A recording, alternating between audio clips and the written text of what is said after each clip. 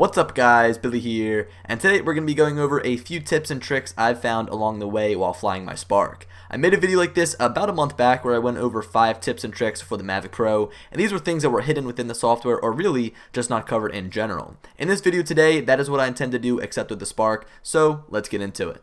First on my list is resetting the Spark's onboard Wi-Fi. As we know, the drone is able to be controlled with a mobile device instead of a controller, and in order to pair the two, we need to connect to the Wi-Fi signal that the Spark emits. Now the problem with this is that if you purchased the Firmware combo, you will get a remote controller to use with the Spark. This will cause the Spark's network not to show up within the Wi-Fi menu on your mobile device.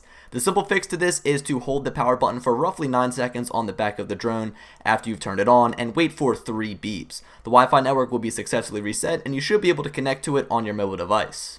Next up is linking the remote controller to the Spark. If you have the Firmware combo, then it comes pre-synced together right out of the box. I came across this problem where the two actually weren't connecting. This happened on my 5th day of flying, and for some reason, I just couldn't get them to pair right off of the bat. This little tip will also come in handy if you purchase the remote separately. First, we must start off by holding down the power button for 6 seconds until we hear 1 beep.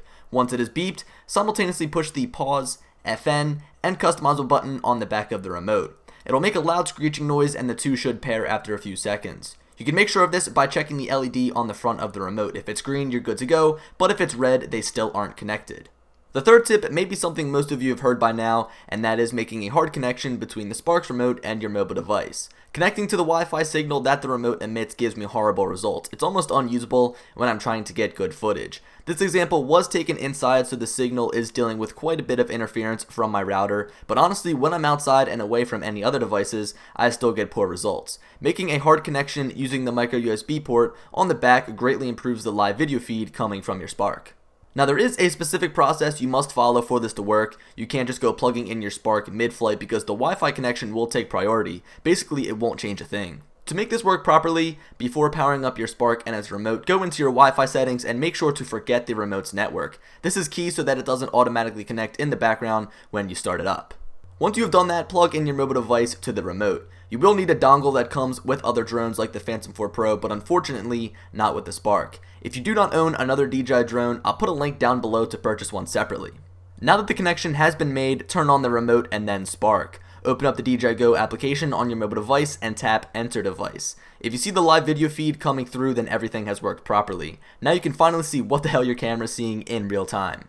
This next tip is something I talked about in the Mavic tips and tricks video, but I wanted to cover it in this video as well. Downgrading the firmware on your Spark can be tedious to do with the Assistant 2 application for the computer, but it can be easily done right within the DJI Go application. To do so, go to the home screen of the DJI Go application and simply hold down the 3 lines in the top right corner for about 5 seconds with the Spark connected. A screen will appear giving us a lot of different options. Ultimately, we can choose what firmware we want to be on by just choosing from this list and then waiting for the down or upgrade to finish. A reason that we may want to do this is for future firmware updates that take away certain features or just have too many bugs. In an event like this, we can just downgrade our firmware and then wait for a patch to come out.